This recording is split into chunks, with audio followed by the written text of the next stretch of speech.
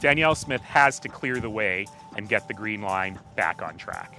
I want to talk to you about public transit and specifically the Green Line. There's been a lot of misinformation on this issue and you're going to hear a lot more from the UCP government, so I thought I'd take a minute to set the record straight. First of all, what's the Green Line? The Green Line, when it's finished, will be a 43-kilometer long LRT system going from the very north-central tip of Calgary to beyond the South Health campus in Seaton. It is a massive project, and look, a very expensive one.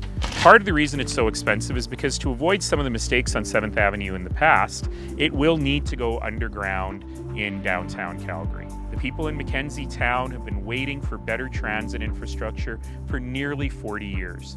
The people in north central Calgary and the Country Hills neighborhoods have among the highest bus ridership in the city, and they need better order public transit.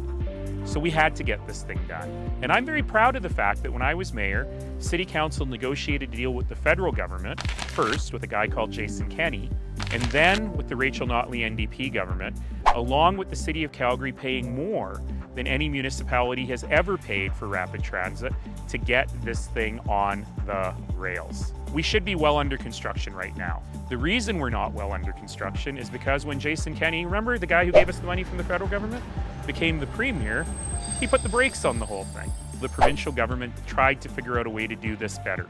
Well, they tried to look at the engineering documents and tried to re-engineer the program.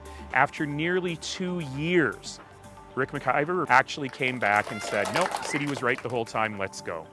During those 2 years, we had a worldwide pandemic, we had a quadrupling or quintupling of interest rates, and we had massive construction cost inflation. What did they think was going to happen? However, I have to say the public servants behind the Green Line have done an incredible job of value engineering, of trying to keep those cost overruns as low as possible. Yet we have a provincial government that, let's be honest, because I'm the leader of the NDP, has chosen to make it a political issue. It's not a political issue. It is a required investment for the future of Calgary. It's an investment in ending congestion on Deerfoot and Stony Trails and on the Centre Street corridor. It's an investment in the environment. It's an investment in quality of life. It's an investment in getting people to and from work earlier. It's an investment in getting kids to school better. These are the things that matter, and this is why public transit matters. But let me talk politically just for a second. If I were the government of Alberta and I needed to win seats in my largest city, would I think it's a good idea to make an enemy of my largest city, which is precisely what Premier Smith and Minister Devin Dreeshen are doing? I wonder if they've spoken with Minister Mohamed Yassin, Minister Tanya Furr, Minister Rick McIver, and Minister Matt Jones about the fact that they want to take away a project that their constituents have been dying for decades. We deserve a government that doesn't pick political fights over real issues that impact people's lives. We deserve a government that is pragmatic, that is smart, that is competent. And we don't have that today. Certainly the government has an opportunity to do the right thing. Let's see if they do.